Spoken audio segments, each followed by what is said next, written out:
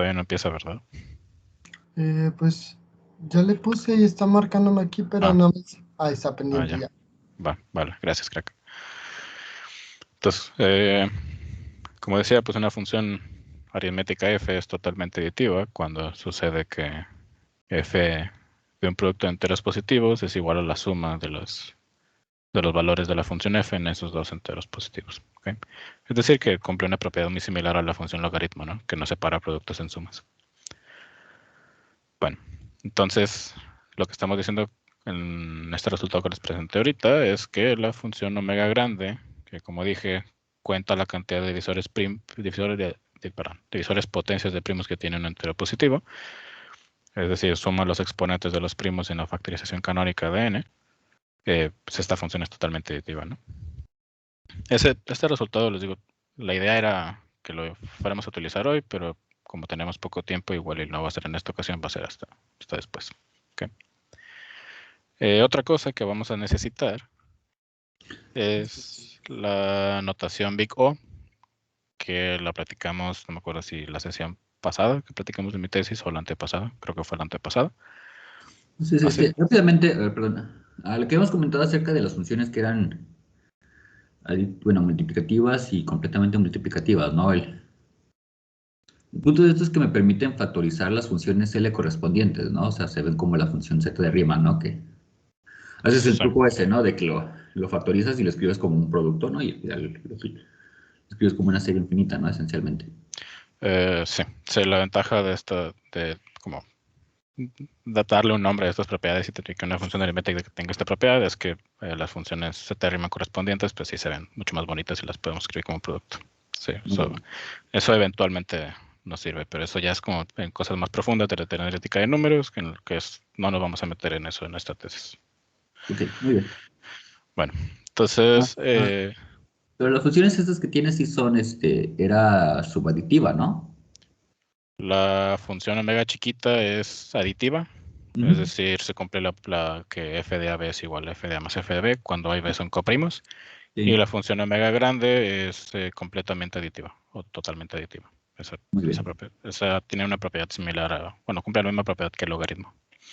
Muy bien, muy bien. Perdón, es que sí, como que, obviamente, conforme vas hablando, me voy acordando, ¿no? Claro, no hay problema. Entonces, también vamos a utilizar muchísimo lo que es la notación Big O de Landau. Esta creo que ya la platicamos hace 2 sesiones. Así, rápido, recordar de qué trata. Dadas funciones f y g de variable real, vamos a decir que f de x es Big O de g de x. Si existe una constante c mayor a 0, la cual no depende de x, tal que el valor absoluto de f de x es menor o igual a c por g de x para toda x suficientemente grande. Es decir, para x mayor o igual a m, con m un número real. ¿Okay? Y esta constante c es la que llamamos constante implícita. ¿Sí? Por ejemplo, cuando decimos que f de x es big O de 1, lo que estamos diciendo es que para x suficientemente grande, la función f de x está acotada. ¿Okay? Y aquí hay ciertas propiedades que hemos estado utilizando. Los utilizamos, por ejemplo, la última sesión cuando estuvimos hablando de teoría de números primos. Okay, bueno, hablando de ciertos resultados particulares sobre números primos. Bueno.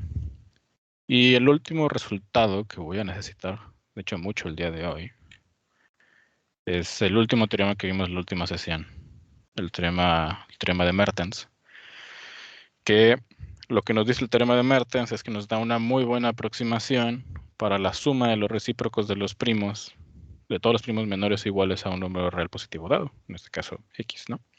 Entonces, la suma de los recíprocos de los primos, que son menores o iguales a x, va a ser igual a log x más una constante b, conocida como constante de Meissel-Mertens, más un error que está acotado por 1 entre log x. Bueno, un múltiplo constante de 1 entre log x. O sea, un big O de 1 entre log x. Okay. Bueno, así que teniendo en cuenta estos resultados, ahora sí vamos a proceder a lo que vamos a hablar el día de hoy. Ya el día de hoy nos vamos a concentrar mucho más en las funciones omega chiquita y omega grande. Vamos a empezar a encontrar ciertas propiedades de estas dos funciones. ¿Okay? Que como platicamos hace un par de sesiones, o hace 3 sesiones, no me acuerdo, hay ciertas funciones aritméticas que no podemos analizar tan fácilmente. Sí, específicamente aquellas funciones aritméticas que están directamente relacionadas a los números primos. Esas es muy complicado encontrar una fórmula explícita de la función que dependa únicamente del entero positivo que le estamos dando. Así que para este tipo de funciones tenemos que pues agarrar otro camino para poder analizarlas. Uno de esos caminos es utilizando ideas que pues, utilizamos en probabilidad estadística, que es cuando tenemos un conjunto de datos. Pues, ¿qué nos interesa saber de ese conjunto de datos? Pues nos interesa saber la media, la varianza y algunos otros datos que nos pueden interesar de ahí, ¿no? Pero en particular la media y la varianza. Así que esa idea, pues la vamos a utilizar aquí. Aquí ahora lo que vamos a hacer es que vamos a tomar los primeros n valores de la función omega. Omega de 1, omega de 2, así hasta omega de n, y vamos a analizar la media y la varianza de ese conjunto, a ver qué podemos encontrar. ¿Okay? Entonces, así que primero nos vamos a enfocar en la función omega chiquita, ya después nos preocupamos por la función omega grande. ¿Okay? Bueno, así que como se pueden imaginar, pues encontrar una fórmula explícita para la media de este conjunto, pues no va a ser tan sencillo. ¿Okay? Sin embargo, sí podemos dar muy buenas aproximaciones.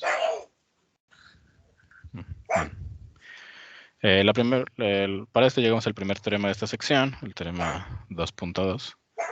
Nos dice que la suma de estos valores, omega de 1, omega de 2, hacia hasta omega de n, bueno, en este caso n es como nuestra variable muda, la suma de todos los valores de omega para los enteros positivos menores o iguales a x es igual a x por log x más un big O de x. ¿Okay? Eso lo que nos está diciendo es que si tomamos los primeros n valores de la función omega y consideramos la media de esos valores, vamos a obtener un log n más un error cuyo error está acotado para valores grandes de n. ¿Ok? Eso es lo que nos está diciendo este teorema.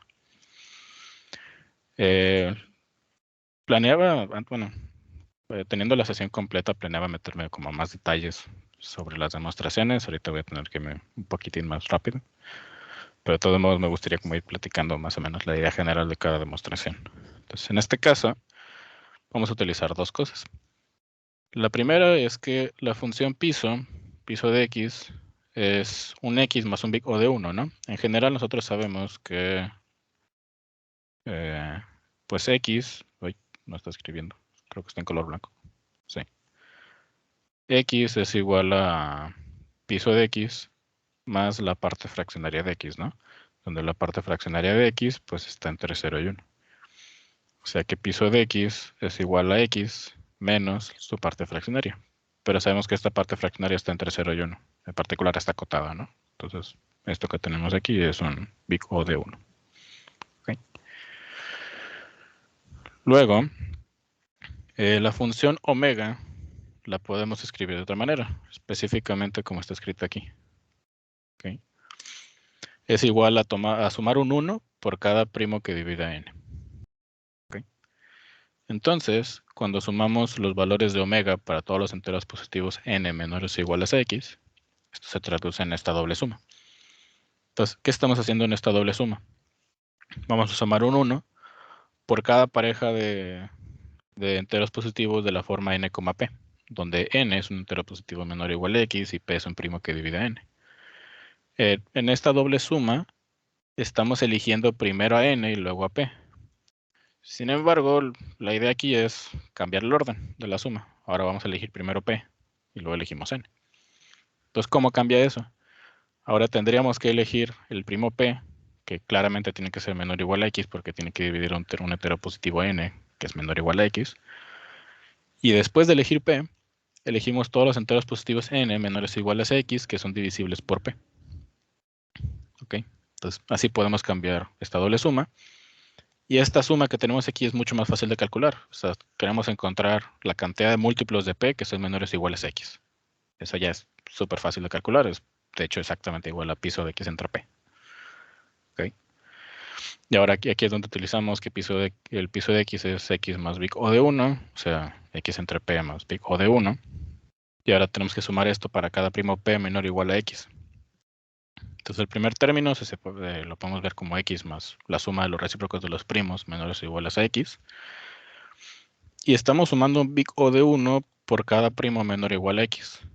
Entonces estamos sumando un big O de 1 pi de x veces, donde recordamos pi de x es la función contadora de primos. Ok.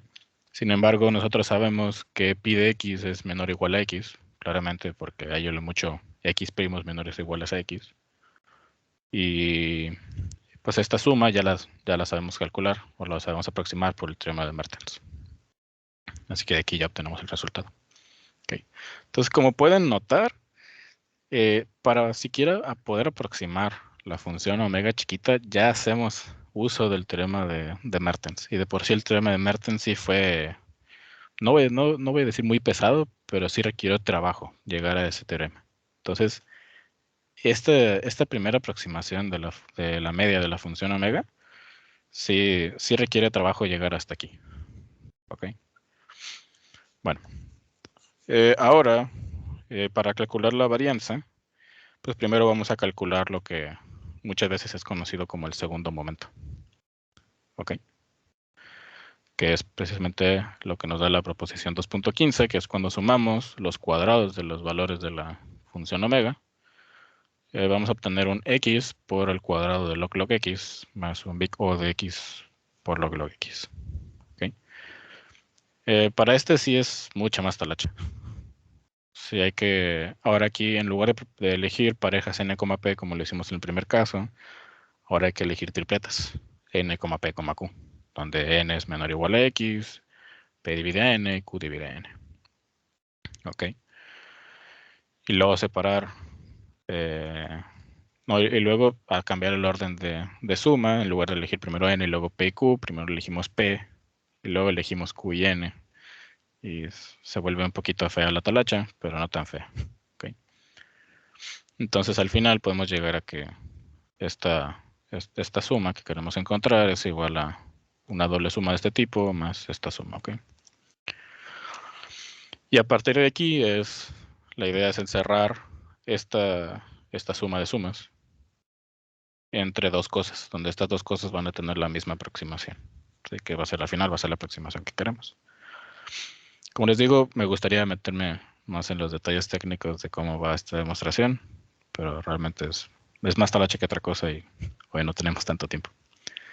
Así que igual en otra ocasión, si quieren, me meto más en los detalles, o si prefieren que me meta en los detalles ahorita, pues lo hacemos. Pero por lo pronto voy a intentar ir avanzando un poquito más rápido. No, sí está bien, pues mira, aquí pues nada más estás haciendo cuentas, ¿no? Entonces, pues nada, ¿está tu tesis en los archivos del grupo? No. ¿Quiere que la suba? ¿La puedes poner ahí?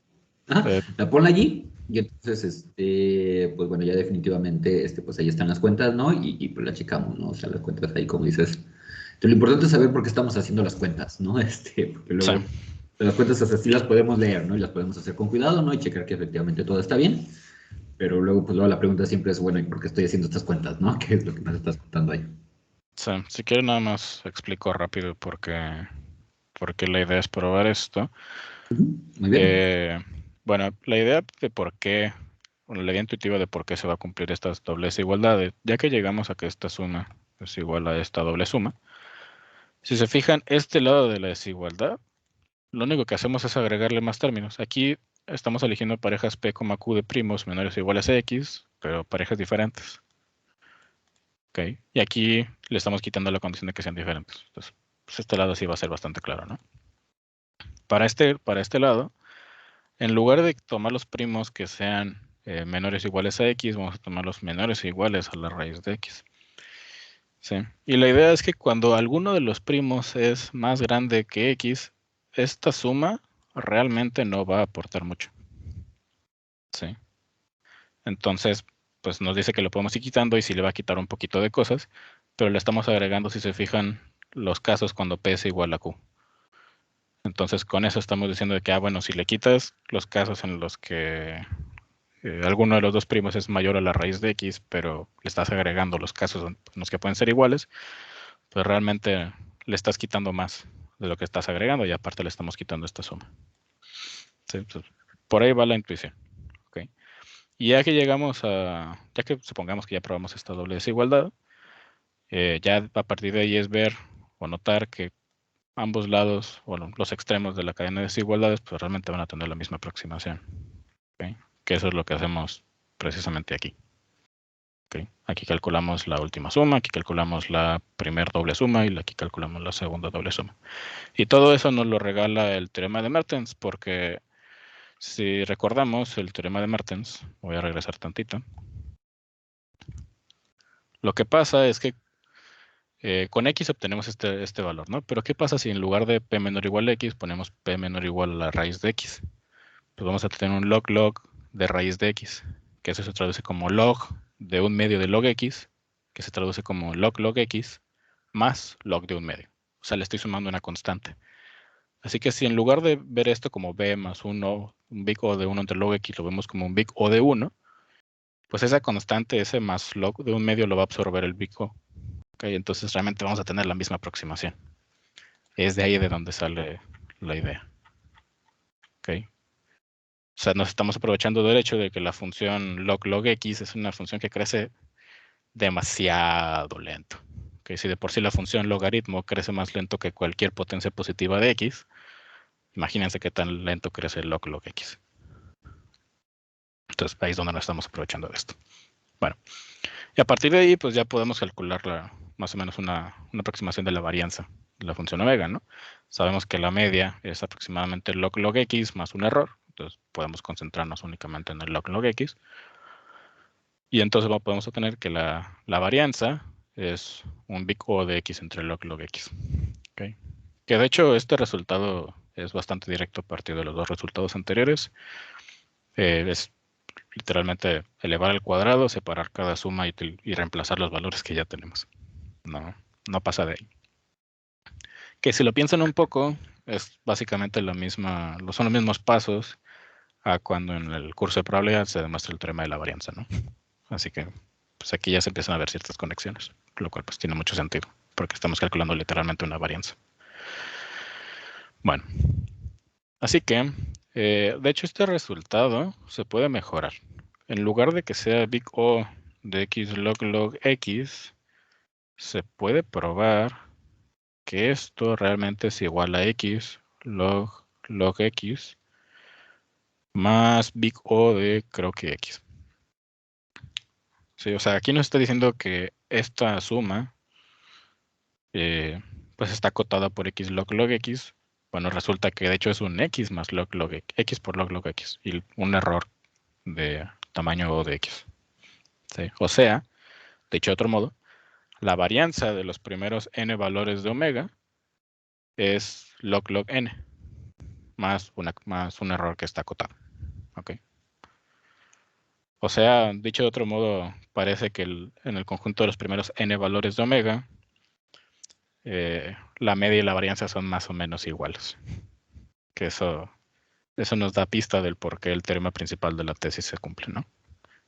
Pero, bueno, si no se acuerdan cuál es el teorema principal de esta tesis, pues ya luego lo platicamos. Okay. Bueno, así que una conclusión a partir de este teorema, y que de hecho es una de las cosas que más nos va a servir en la siguiente sección, es el corolario 2.1, nos dice lo siguiente. Vamos a elegir b mayor a 0 cualquier número real, y vamos a definir n sub b de x como el número de enteros n que son menores o iguales a x que cumplen esta desigualdad. ¿Sí? Que si lo observan con un poco de detalle, lo que nos está diciendo es estamos considerando los enteros n menores o iguales a x, bueno, enteros positivos, claramente, que en cierto sentido están muy alejados de la media, que es log x.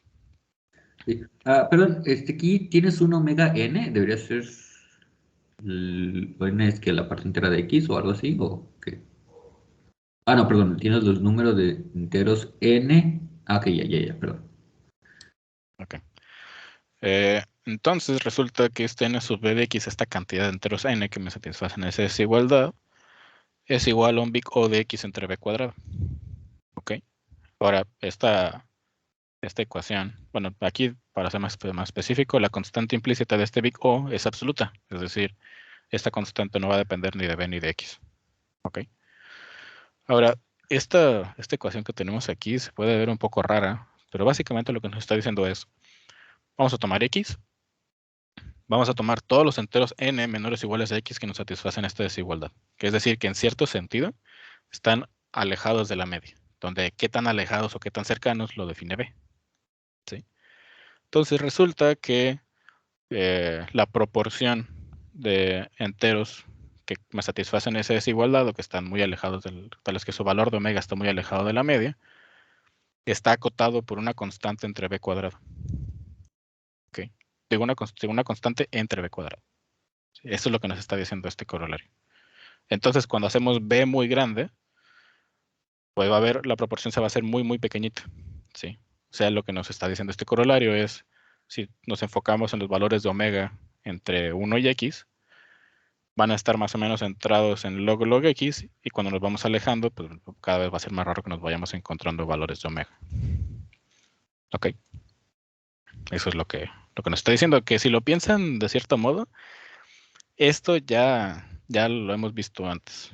No precisamente en estas exposiciones, sino es un resultado que se ve en probabilidad, cuyo nombre no recuerdo, es una desigualdad que nos habla sobre distancia entre los datos que tenemos y la media comparado con algo de la varianza, o de la desviación estándar. Es una desigualdad que no me acuerdo de la desigualdad, pero bueno, ya después cuando me acuerdo de la desigualdad les menciono el nombre. Ok. Entonces, para demostrar esto, de hecho la demostración es bastante directa a partir del resultado anterior. Entonces, si n es un entero positivo que cumple esto, o sea que está contabilizado en n sub b de x, pues al elevar el cuadrado a ambos lados son positivos, no hay ningún problema. Tenemos que omega de n menos log x al cuadrado es mayor a b cuadrado por log x. Y ahora vamos a sumar todo esto para todos los n's contabilizados en n sub b de x. ¿Ok? Y además, pues esa suma va a ser más chica que la suma completa de estas cosas, ¿no? Que ahora sí estoy sumando omega de n menos log x al cuadrado para todos los n's menores o iguales a x. Entonces, cuando sumo todo esto, va a ser mayor o igual a esta expresión por la cantidad de enteros positivos que estoy contabilizando, bueno, que cumplen esta desigualdad. ¿Sí? O sea, la cantidad de enteros que estoy contabilizando aquí, o sea, n sub b de x. ¿Okay? Si obtengo que esta expresión es mayor o igual a n sub b de x por b cuadrada por log x. Pero pues, el teorema anterior nos da de hecho, una cota superior de esto. ¿Sí? Recordemos, nos da que esta expresión es un big O de x log x. O sea, que esta expresión que tenemos aquí está acotada por un c por x por log x, donde c es una constante. Una disculpa. Acá ya me pasé. Ok. Entonces, cuando acotamos esta expresión por un c por x por log x, pues simplemente tenemos que conectar estas dos desigualdades que tenemos aquí y despejar el n sub b de x. Y obtenemos el resultado. ¿Okay? Entonces, por eso es un corolario, porque de hecho es bastante directo a partir del teorema anterior. Ok. Así que esto lo que nos está diciendo este corolario nos dice que casi todos los enteros n menores o iguales a x cumplen que omega de n es pues, muy cercano a log x. ¿Sí? Pero recordemos que la función log x crece exageradamente lento. Entonces, cuando n es menor o igual a x, log x y log n van a ser muy parecidos. ¿Sí? Entonces, intuitivamente podemos pensar que omega de n es muy cercano a log n. ¿Ok? Claro, esta es una idea intuitiva, no es nada formal, sin embargo, resulta que Hardy y Ramanujan lo formalizaron. Y es con eso que llegamos al teorema de Hardy y Ramanujan, que nos dice que para epsilon mayor a 0, bueno, tomamos epsilon mayor a 0, entonces para cada número real x mayor a 1, tomamos s sub epsilon de x como la cantidad de enteros positivos n menores o iguales a x, tales que la distancia entre omega de n y log n es más grande que epsilon por log n. Entonces, para x suficientemente grande, S sub epsilon de X es menor a epsilon por X. Okay. Es bastante parecido al resultado anterior, pero pues está puesto de otra manera. Ahora estamos conectando omega de n con log n, en lugar de conectar omega de n con log x. Para demostrar esto, sí tenemos que hacer unos cuantos, ¿cómo se dice? Tenemos que tener un poquito más de cuidado con las cuentas. Aquí, esta noción de que log x y log n son muy parecidos o son muy cercanos, lo formalizamos diciendo que si n está entre raíz de x y x, entonces la distancia entre estos dos valores, pues de hecho va a estar entre 0 y log 2. ¿Sí? Entonces nos enfocamos en los valores de n que satisfacen esta desigualdad, pero que están entre raíz de x y x. ¿Sí? Y con eso, pues ya podemos hacer ciertas sustituciones y utilizar el corolario anterior, donde obtendremos que si n está contabilizado en S sub epsilon de x y es más grande que raíz de x, la distancia entre omega de n y log x pues va a ser más grande que epsilon medios por log x.